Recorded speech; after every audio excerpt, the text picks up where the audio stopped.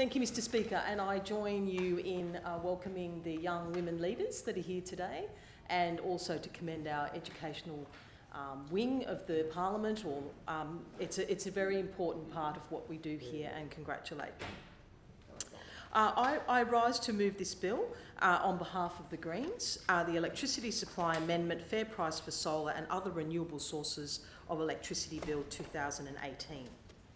I appreciate the opportunity to introduce this bill, and it is most commonly known as the Fair Price for Solar Bill.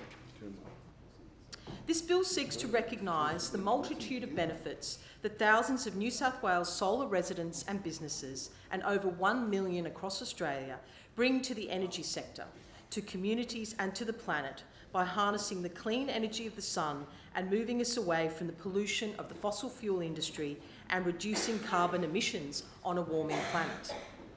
And this bill seeks to fairly reward the thousands of solar households and businesses across New South Wales that are doing the heavy lifting for us within a global clean energy revolution. Even renters can enjoy being part of the solar garden movement and take part in the clean energy revolution. On this, our warming planet, the health risks to humans and other species as a direct result of excess carbon dioxide in our planet's atmosphere is no longer in dispute. Sadly, as Bill McKibben recently pointed out to many of us here in Parliament, whilst environmentalists and other concerned global citizens focused on winning the battle around climate science, which was never in real dispute, we have risked losing the real war that is about breaking the political power of the fossil fuel industry, about reducing our carbon emissions globally, and about altering the trajectory of harm for humans and other species that we are most surely on. The Greens are not only committed to reducing carbon emissions, but we have the courage to stare down the fossil fuel industry and their parliamentary buddies every day of the week as they seek to pursue profit from coal, even though the rest of the developed world is decades into the clean energy future. We are establishing practical measures to assist New South Wales households to reduce their greenhouse gas emissions. This bill will introduce a fair solar minimum rate payable to support New South Wales householders who choose to invest in photovoltaic systems and who support the creation of a prosperous, low-carbon society. This bill amends the Electricity Supply Act 1995 to provide for a minimum price for electricity produced by complying small-scale renewable energy generators such as rooftop solar panels. Mr. Speaker, a complying generator means a generator that is a solar photovoltaic generator or a wind turbine or a renewable energy generator of a class prescribed by the regulations that has a generating capacity of no more than 10 kilowatts and which is installed and connected in a manner that complies with any safety, technical or metering requirements that are prescribed by the regulations or market operation rules. Feed-in tariffs apply to power generated by customers and supplied to the electricity network. The bill provides for the Independent Pricing and Regulatory Tribunal, IPART, to determine the minimum rate payable by a retailer to New South Wales households with small-scale renewable energy generators who supply electricity to the distribution system.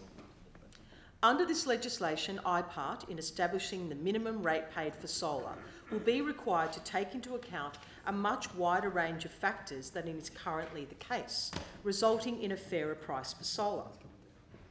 Under this legislation, IPART will determine each financial year the minimum rate payable by a retailer to a customer for electricity produced by the customer's complying generator and supplied to the distribution system. IPART's determination of the minimum rate will take into account the following: the price of electricity in the wholesale market, any distribution and transmission losses avoided in New South Wales by the supply of electricity by complying generators, any avoided fees and ancillary charges, the avoided distribution system investment costs, the avoided social cost of carbon, the avoided human health costs attributable to a reduction in air pollution from coal and gas-fired electricity plants, and any other matter that is relevant in IPART's opinion. Mr Speaker, paying a fair price for solar not only supports the solar industry, but it makes solar more affordable for residents and businesses as they play their part in reducing carbon emissions on a warming planet.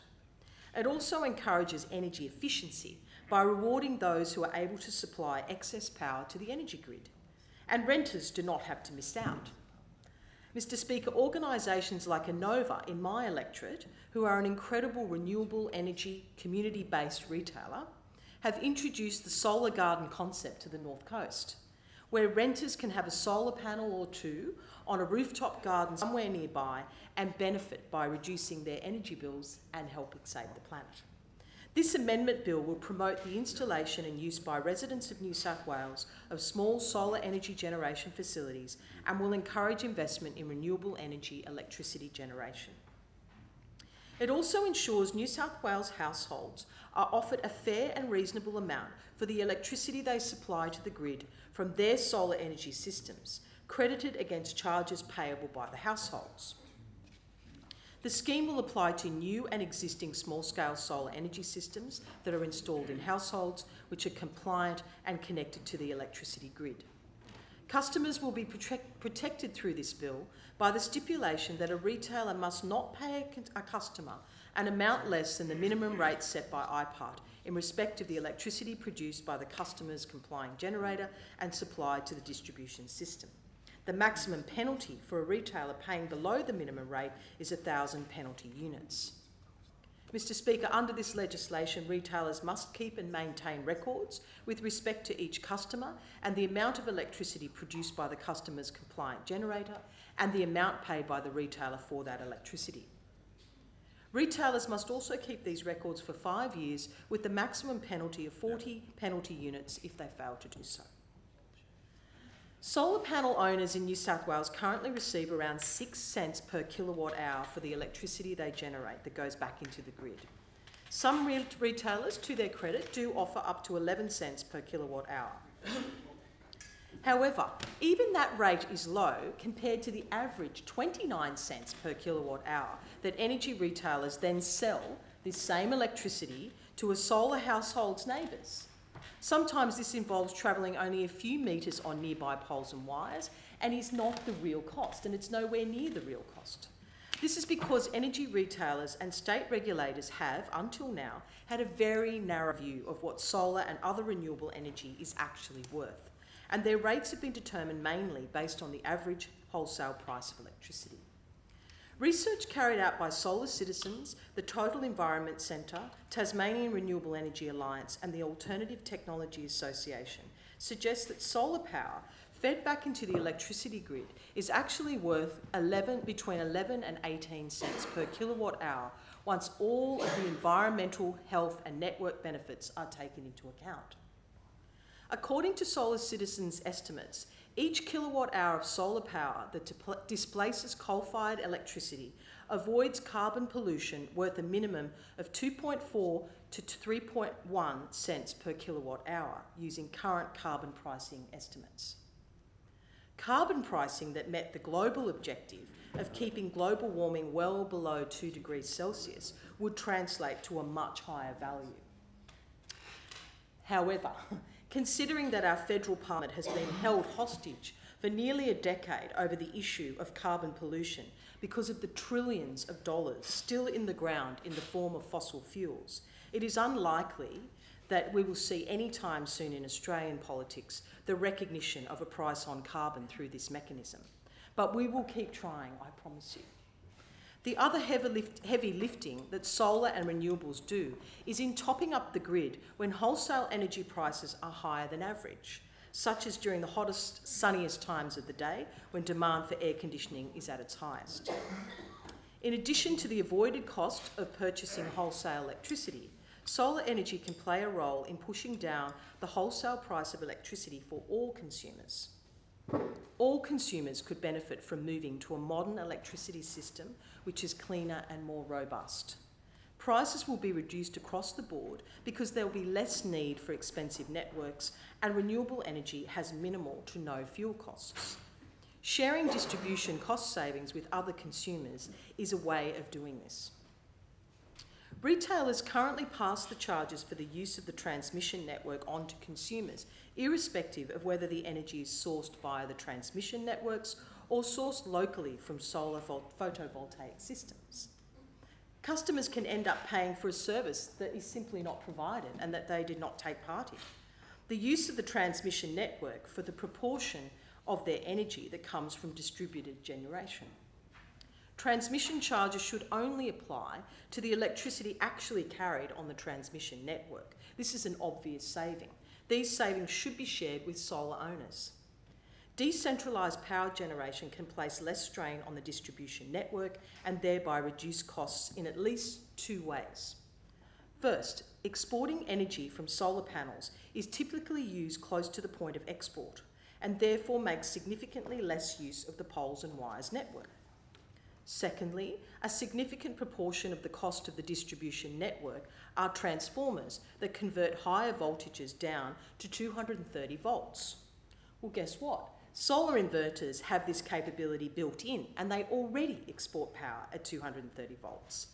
The value of solar panels in reducing costs for network operators is highly dependent on time and location, as well as the capacity and asset life cycle of local distribution infrastructure.